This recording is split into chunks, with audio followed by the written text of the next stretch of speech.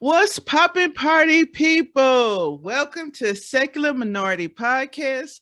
I am your host, Sunny Secular, and unfortunately, my co-host couldn't make it today. They had bad weather in Trinidad. The power is out. If you all want to get in contact with her, her link will be in the link tree down below. But we have a very, very special guest this week, all the way from Enemy of the State podcast. Let's welcome Thomas the Villain Bishop. Yeah. How y'all doing? How's everybody doing? Got me blushing over here. Thank you so much for joining me and for this chat this week. We will get into the topic later on, but like I usually do with my shows, first we're going to get into your deconstruction, if you want to call it that. Let's find out about you. Were you born into any type of religion? And if you were, how did you find your way out? Okay, so my mother, after my father left, my mother found a church home because she always wanted a church home. It wasn't really a big thing when I was growing up, but after my father left, my mom wanted to find a church home. So she found a church home. I never really felt comfortable there, though. I didn't. I remember one night asking a question. This was an innocent 9-10-year-old question. Is God going away? Is he retiring? Because everybody calls Jesus the Lord. And I got basically an older Black woman in the church told me to sit down and shut up. Wow. So the spark and the seeds towards my eventual atheism actually were born there. But it wasn't until 2013 when I was in Korea that I finally just gave it all up, because I think the first part of it was I kept trying to figure out the devil. The devil confused me. So God is all over everywhere except this place. And it's ran by this guy who used to work for this guy, but now he don't work for this guy. Right. And I stopped, like, people, I've seen pictures of starving children. I've seen people, slaughtered, kids murdered, serial killers. You're not about to tell me that after all of that, then they get to go to this place because they didn't believe this guy. So after I stopped believing in hell, I really started to reevaluate why I needed God in the first place. And I came out, and I call it a coming out, because in 2013, I made a Facebook post where I basically announced that I had struggled with it my whole life, but I genuinely do not believe in God. And it was rough. It was harder to do anything than it was to come out as an atheist. My mother was just not having it. Martha Ann was not about that. So when I got back, it wasn't a fight. It was like a really long philosophical conversation. And I basically explained to my mom, I don't think I've ever believed in God. I don't think I've ever truly believed in God. And the idea of Kenny Loggins' Jesus is this white Jesus that, he looks like Kenny Loggins or Obi-Wan Kenobi or whatever. I'm supposed to believe in that guy.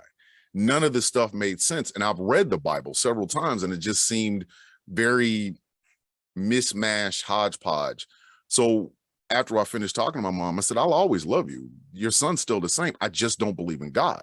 Right. And throughout, from 2013 till now, I've seen things that have only strengthened my belief that there is no God, there is no higher being. And then when I got past the Christianity part of it, I was able to really dissect almost all the religions, all of the major religions in the world, that you're basically pressuring people into believing in something out of fear. Well, I'm not afraid. And I have been everybody that knows me knows how I feel. I still have people that want to pray for me. He's like, hey, I'm gonna pray for you. Okay. Just go ahead and talk to yourself. Right.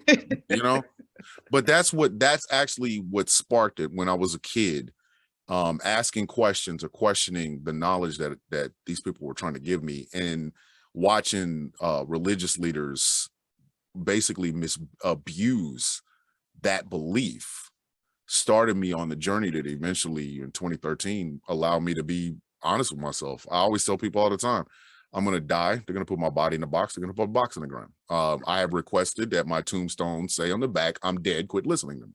Right. So I don't see the purpose of an afterlife. I just don't. And that's what happened. So I want to ask you this, because I know a lot of religious people, no matter what religion, they always like to say this thing, and I'm gonna ask it specifically to you because you have been in the military. Okay. And the saying goes, where there are no atheists in foxholes. Yeah. What do you have to say to people that say that? I'd call them a liar. I would. You would be surprised. You would be surprised what you find when your life is on the line. You would be. There are secular people throughout the military.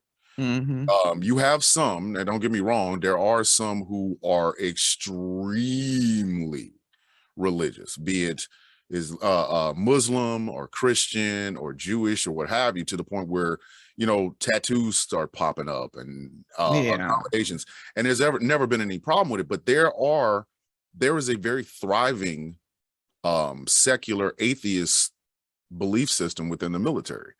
I always said, you know, it's the same thing with gay people. They were like, well, there's no gay men in the foxhole. Yeah, there is. There is.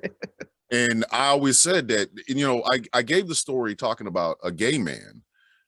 If you're being shot at by the Taliban, you're out of ammo, and you know you're about to die, but this 6'8", 200-some-odd-pound man pulls you out, saves your life, and you find out he has a husband. What would you do? And I'd hug the damn man, kiss him and the man in the mouth. Y'all are family now. It's the same thing with secularism. You can do all the prayers in the military, and they completely allow it. It's not like they don't. But to think that there's not atheists in there, oh, they are.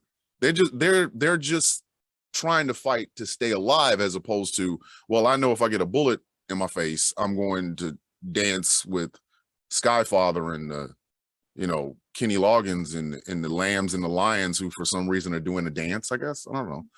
So I heard it the first time when I first went in at 18. Yeah. And it took a very secular staff sergeant and an old white guy. I'll never forget this. He's like, there might not be any atheists in the foxholes. That's probably because we know we are going to die, so we're trying to find a way out of them. But no, there's a very big, a large atheist pagan community within the military. A lot of people just don't talk about it. Right.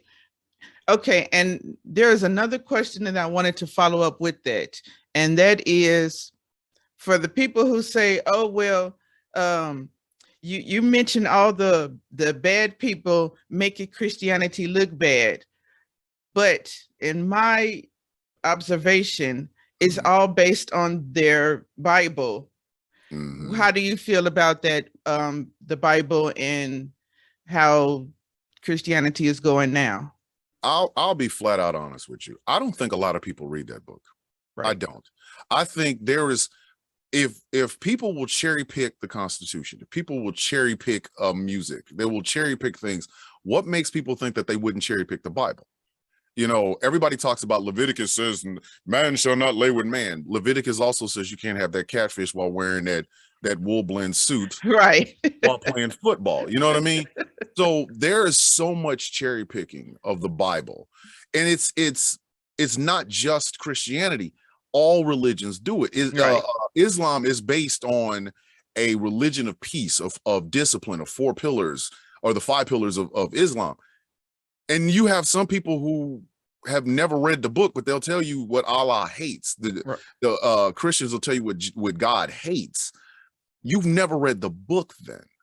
And it's easy to not read a book and cherry pick and then make your point than it is to read your book and realize how many things contradict other things. Exactly. You know, while everybody talks about Leviticus, nobody talks about, what is it? Ezekiel 23:20, which happens to be my favorite one, where a woman went after, men with large members and, with the stamina of horses. Nobody talks about that. Now they say God breathed in every word of the Bible, then God's a freak. I mean, you know what I mean? It's not, when you cherry pick something, you can make a point out of anything. You can literally take the manifesto or the articles of confederation from any southern state that owns slaves. You can cherry pick pieces out of it And you can make it sound pro-black if you wanted to. Doesn't mean it's right. It just means that you can actually cherry pick. Right. One of the biggest problems with Christianity, and especially in America today, is that idea that we can cherry pick this book and throw it at gay people, throw it at women and abortions. We can throw it at slaves obey your masters and things of that nature. But if you read the book in its entirety, it kind of makes you look extremely hypocritical. One of the parts of the Bible is Jesus said, "Pray in a locked closet." And yet we got football coaches praying on the field. Exactly. Yeah. So you can cherry pick it to death to make your point, because not a whole lot of people read it. We go back to the days of Martin Luther, when people did not have access to the Bible and could not read it. And then Martin Luther said, no, the book should be for everybody. Everybody read it. Well, here it is 200, 300, 400 years later, and they're still not reading it. Right. They're still doing the cherry picking part of it. And that's what leads to the ideas of Christofascism, or this idea that we have to have religion into our government because people cherry pick it. That's the biggest problem of it. You can't, if you read it, you would know not to say certain things, but a lot of people just don't read it. And that actually goes into the topic of today, which is, let me get my sign. Christian supremacy. You like my artwork here? I love it. Yes. The stick figureness. Yes. That's the cross love that. With the KKK hood on it. Yeah, exactly. It really is. I mean, it is perfect. But for the people at home, if you don't know about Christian supremacy, you can't understand Christian supremacy unless you know what white supremacy is. So according to I have it written down here, according to the Merriam-Webster's dictionary, white supremacy is the belief that the white race is inherently superior to other races, and that white people should have control over all other races. Now, when you talk about Christian supremacy, those are a group of people who are using Christianity, the text, and the traditions to cause harm and pain over all other people all around the world. They believe that everyone should adhere to their beliefs, their rules, and their text, or you should die. Now, Thomas, you shared a very good TikTok video today. I saw it earlier, and I just wanted to go into your thoughts about that video. Okay, so last week, after the overturning of Roe v. Wade, I made a statement that people are suffering under the boot heel of the Christian Taliban. And the reason I said that is because there is so many parallels between the Taliban that is currently running Afghanistan and evangelical Christians in America. I made a statement that the only thing that is separating them is the burqa, or one of those little hats that the Taliban wears. Well, I had several women actually give me a lot of pushback because of it. They were really, really upset that I used that imagery, or I use those words.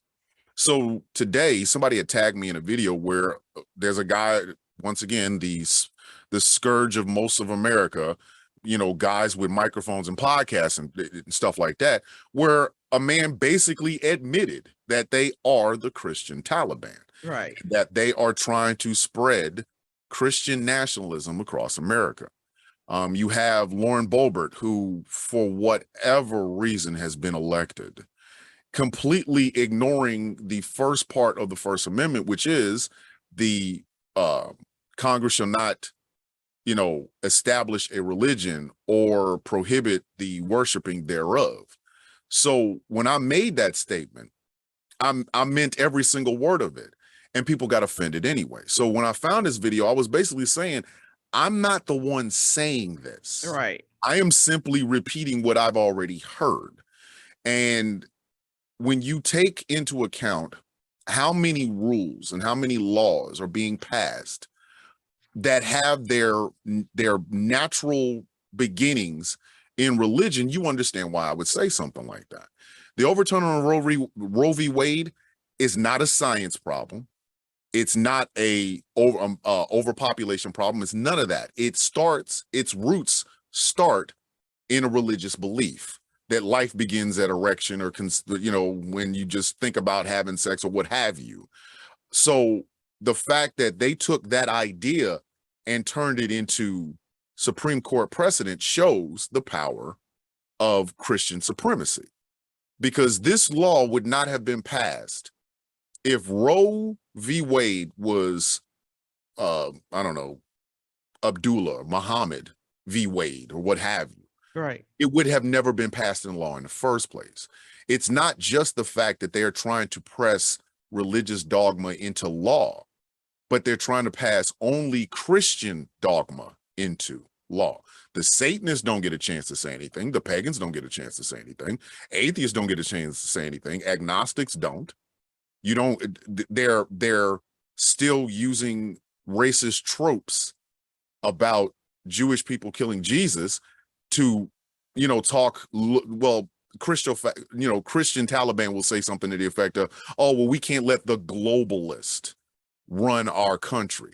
Globalist is now the new way of saying Jewish. And the Jewish people are facing anti-Semitism on a day-to-day basis. So the rules are only being applied to the rest of society by this vocal minority of Christian supremacists. And the problem I have with it is, for too long, we've been, oh, that's a third rail. You can't really tell somebody who they can worship. But it's okay to tell somebody how to live based on how these people worship. That is Christian supremacy, and you can try to hide it. You can try to run from it. You can pretend it's not happening. You can try to find some frilly way to say it. But evangelical Christianity in America is the Christian Taliban. The only difference I see is the body count. And even in that, there was a whole lot of pro-life people that committed murders of abortion doctors, maiming of abortion doctors, and their the death threats and things of that nature. The only thing that stops the bombs in the building, the bombing and burning and literally burning down abortion clinics, bombing abortion clinics. The only thing that makes the Islamic Taliban in Afghanistan different from the evangelical Christian Taliban in America is the body count. And it's not like there isn't blood on the pro-life movement's hands. So there is a creeping theocracy, or the theology problem that America has to deal with before it gets worse. Because the next thing that's coming up, the Supreme Court's already said they're going to talk about gay marriage. They're going to talk about contraception. They're going to talk about gay relationships. Again, all of these things are rooted in that indoctrination of Christian evangelical mindset. And if we don't deal with it now, when will we actually deal with it? So that's what I feel about. And a lot of people don't realize the combination between the two, the white supremacy and Christian supremacy. It's all in the same. Mm-hmm. In the 1800s, when they were, doing the transatlantic slave trade, they purposely came up with white because they wanted to have a way to distinguish superiority over inferiority. Yep. And so a lot of the people who were involved in the slave trade were indeed Christians, whether people realize it or not. These were Christian people. They were using the Bible as means for having slavery. They were using their Bible as means of saying superiority, because of the fact that they thought that Black people were, number one, subhuman. Yep. And number two, were descendants of the curse of Ham. Yes. If you know anything about Mormonism, you know that speaks to you, the curse of Ham. I have a story about that. It is the funniest. This was before I was still on my journey towards my deconstruction, but it was the funniest thing that's ever happened. I met a group of Mormons leaving my girlfriend's house one day. I was like 19 years old. I had gotten back from basic and things of that nature. And a group of Mormons were walking down her block. So I see them and I said, oh, they're Mormons. All right, got a question. So I walked up to them. I'm like, what do you know, who are you guys? Oh, we're, the Church of Jesus Christ of Latter-day Saints. And they try to give me the whole spiel. And I said, now listen to it, kind of bored. But then I asked him, I said, wait a minute. So you guys are the Mormons, right? Yeah. Aren't you the guys that believe that black people were descendants of that fell with Lucifer out of heaven? And you could see them literally doing the Rodney Dangerfield. 1975. Yep, doing the Rodney Dangerfield thing with their tie. And they that was what we used to believe. I'm like, but you believed it at one point. Exactly. I was like, so are you trying to cover up your racism, or is it just something that you guys forgot to stop talking about? And they walked away. It was the funniest thing. I stood there just laughing to myself the whole day. Yeah. And that also plays into the fact of, this whole Christian supremacy thing, because it's not only about being in control, but it's the audacity for me. It's the audacity for me the pure audacity. To think that you're supreme over everything, and everything has to go according to what you say, what your beliefs are, what you feel is important. And on top of everything else, when the representative Nancy, thank you, Mr. Trump, for white life.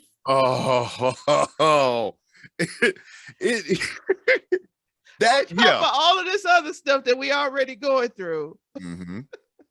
We have people admitting, oh no, I slipped up. You slipped up, but everybody applauded, and he nodded his head like yes, and applauded right with you. Yes, they know you got to think about it. We have Americans.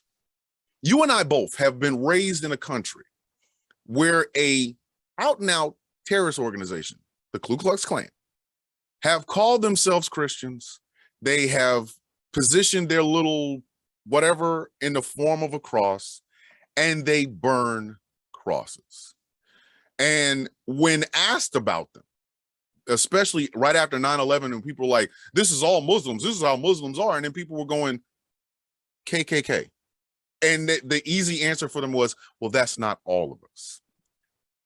We've been raised with this notion that the worst parts of Christianity, the worst parts of white supremacy and Christianity that blend together, we're supposed to ignore them because that does not represent all of them. Right. However, they're still here. If this is not true white supremacy and Christianity, you would think you'd want to get rid of them. They're kind of making you look bad. Right. But we've been so in agreement. Exactly. We've been so conditioned to see the KKK as a racist organization, but not look at any of the iconography that they use, the cross on their shirts, the crosses that they burn, the prayers that they make, the prayer, the 14 words. They're all rooted in the same thing. And when you bring up things like the Treaty of Tripoli, Article 11 of the Treaty of Tripoli, where John Adams said America is not in any form a Christian nation. Well, that was, you can write that off. You look at the first part of the First Amendment. Well, you can ignore them. They have managed to be able to ignore both the racist history behind America and how Christianity went hand in hand with it. What is it that the old native saying was, when they first came, we had the land and they had the Bible. They taught us how to pray, and when we closed our eyes, we had the Bible, they had our land. Exactly. You can't ignore how Christianity and white supremacy, they're not just bedfellows, they're practically literally one person with two different sides. Right. The idea that slaves obey your master was part of what ended up becoming the slave trade and how they saw African Americans as less than, and they were using their Bible to do it. Right. And it's never, you're never going to separate the two. You cannot separate the two, especially now. We're talking 2022. It's impossible to separate the two. It's the reason that it's the reason why the churches are losing membership, not just because of their dogmatic way of taking laws and cherry picking, but the fact that there is still a very ugly racial element behind most evangelical thinking. Right. You know, the Southern Poverty, not the Southern Poverty, the Southern Baptists not allowing Black pastors for years and Black preachers for years. The prayers that a lot of white folks, just be called it, like this congresswoman, she said the quiet part out loud and then tried to play it off like she misspoke. But maybe the misspeaking was a part that you said out loud. Right. You know what I mean? So maybe that's it. But you cannot deny that the links are there. And what I find so maddeningly frustrating about it is people keep trying.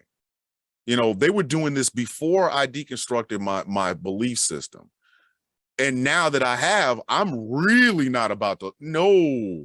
You want me to sit here and listen to that? And that's what I wanted to ask you. When it comes to, you know, a lot of people say, okay, you brought this to my attention. I see the connection between white supremacy, Christian supremacy, superiority.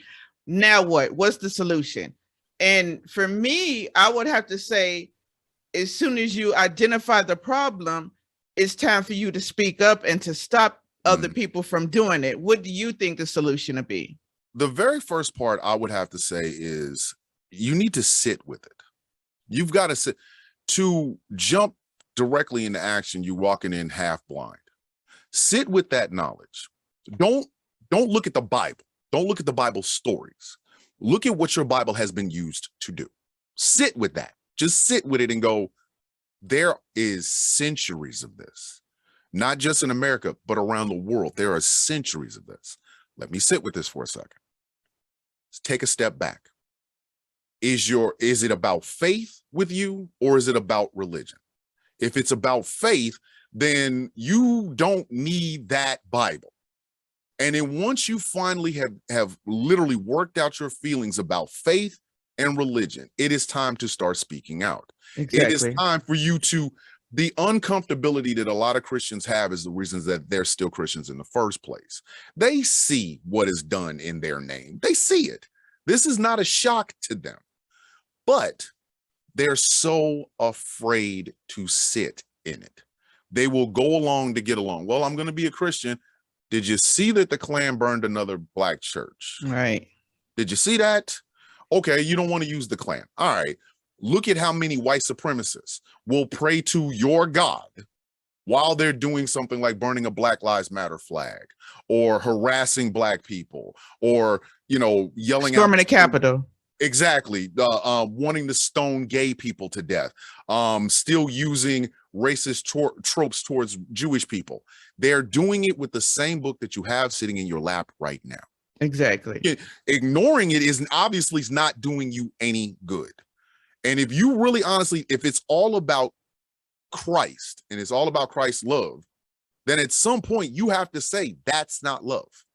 Before a person, for me, my sitting in uncomfortability led me to not believing in any of it at all. And I've been happier now than I've ever been. And everybody that knows me, my family, my friends, I no longer have to hide it. Right. But at the same time, it took me walking through that because it's, that's a tough hill to climb. You are going against things that you've heard since you were a kid. Exactly. Everybody that dies, everybody that you love is going to go be on the other side and going to be dancing with polar bears. And again, Kenny Loggins' Danger Zone will be playing forever. So you've got all of this going on. And then you're thinking, but it's not real. The thing that I'm seeing on a day-to-day basis is how my religion is being used to further racism, how it's being used to further sexism and homophobia and xenophobia. I have to sit in that. What does it say? In for a penny, in for a pound. If you're going to believe in this Bible, then you have to acknowledge that this Bible is being used and has been used for very racist, supremacist ideas. Once you finally get over the goodness part of it and take the shine off the box, that's when you start fighting. That's when you start arguing. Your faith should be strengthened by fighting against those who use what you have incorrectly. You know, I fight as an atheist. I don't fight for an afterlife I don't believe in. I fight for what's happening right in front of me right now. Exactly. Yeah. You know, so if I say something about Black women being mistreated and misused by pastors in the church, I'm not talking about God. I'm not talking anything about God. I don't believe in him, so how am I talking about him? I'm talking about the guy sitting in the suit in the front right there who is bilking you out of money and treating you disrespectfully. So, and they go, well, you're an atheist, you don't believe in it anyway. I can still believe in human kindness, human decency. You know, so I can critically take the religious aspects out of it and see it for what it truly is. So many people that believe in religion, that is their biggest fear. That's like a door they can't open.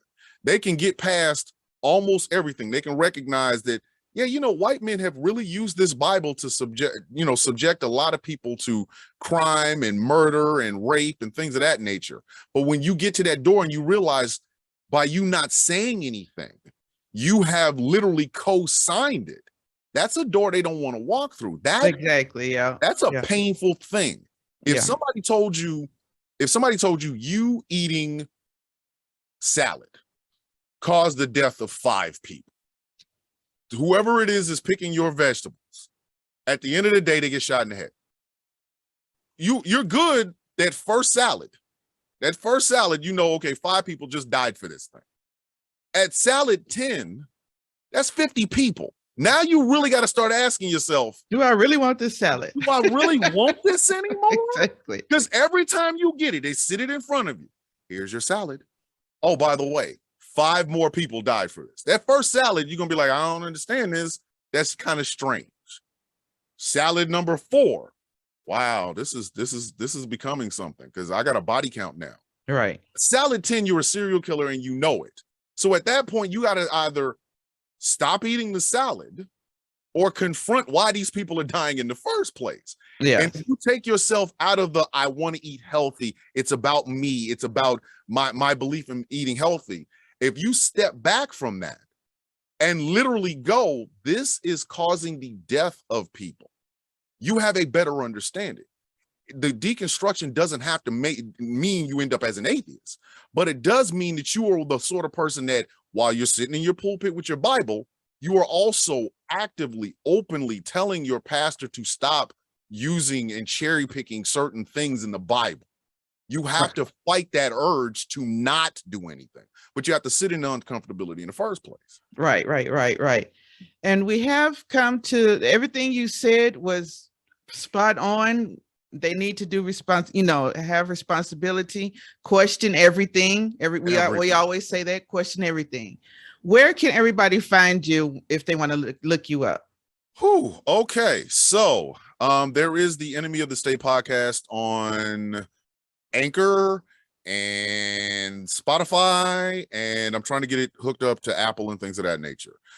There is the Villain's View on hot101.net every Sunday. It won't be one this Sunday because of 4th of July weekend. Those videos are streamed on my Facebook page, Ghost Claw Productions. And once I record them, I put them on YouTube in the next couple of days. And I am a TikTok terrorist. If you look up Thomas the Villain Bishop, you'll find me. And that's where I'll be. And everything will be, the link tree will be in the description box. If you're watching this on YouTube, you'll be able to reach him on Linktree as well as our link as well. And thank you again for taking time out. For everybody else, you're special, you're loved, and you're stronger than you realize. Peace. All right. Peace.